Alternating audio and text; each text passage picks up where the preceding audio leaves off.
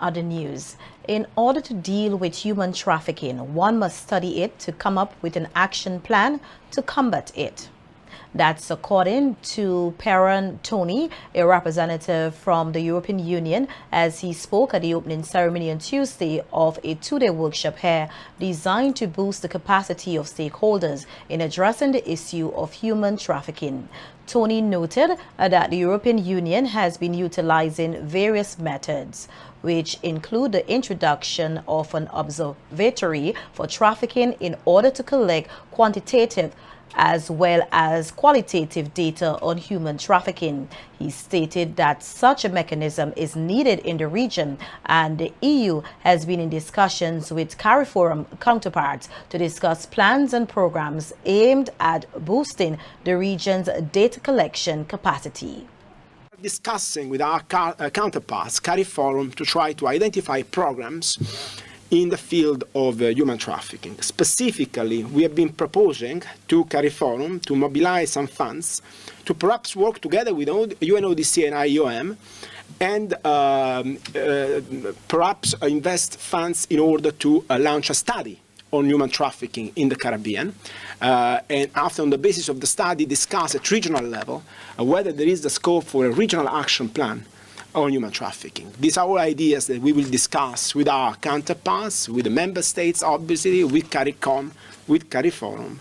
But we hope that we will be able to work together and better identify the regional trends and the challenges and design a response strategy which is tailor-made to suit the region, in particular the regional needs, and provide an effective and durable response. I thank you very much for your attention.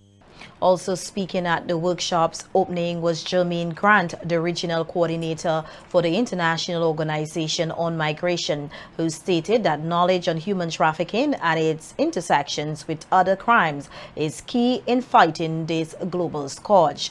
Grant called on regional governments to take a proactive approach in fighting human trafficking, noting that inaction serves only to embolden traffickers and make citizens more vulnerable.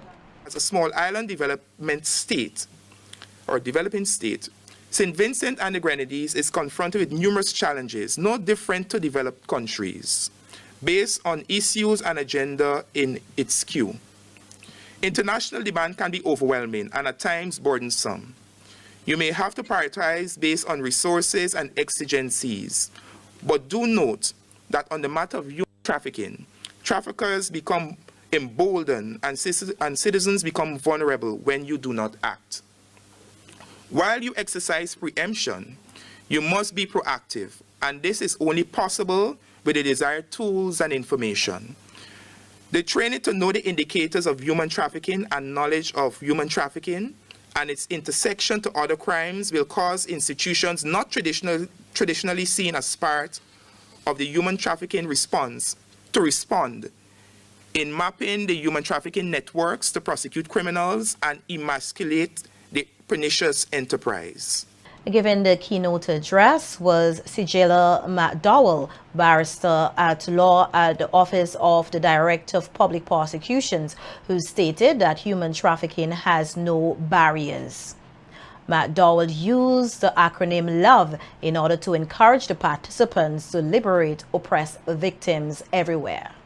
The fight against human trafficking is not only a domestic agenda, but it's a global humanitarian campaign.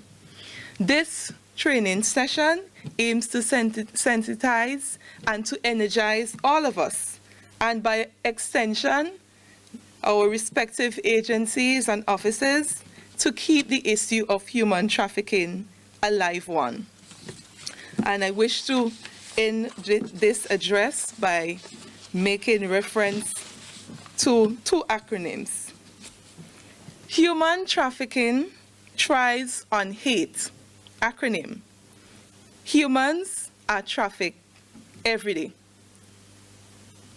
As stakeholders in the fight against human trafficking, we must counter that hate with the acronym LOVE, L-O-V-E, liberating oppressed victims every day. They will thank you for being attentive.